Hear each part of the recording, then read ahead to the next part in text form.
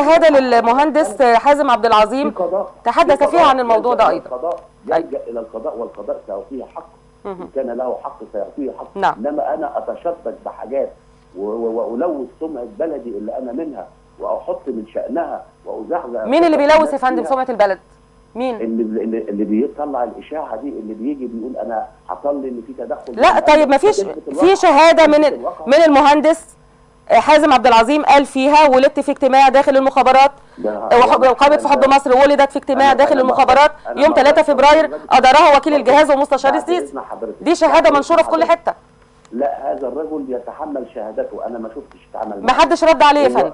ده قول يحتمل الصدق او الخطأ. تمام. يحتمل الصدق او الخطأ، ومن قال انه صادق فهو كاذب، ومن قال انه خاطئ فهو كاذب.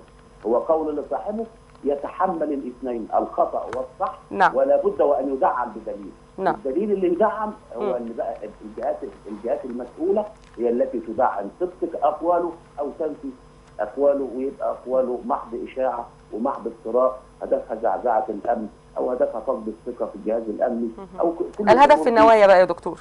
الهدف في النوايا. نعم بشكرك.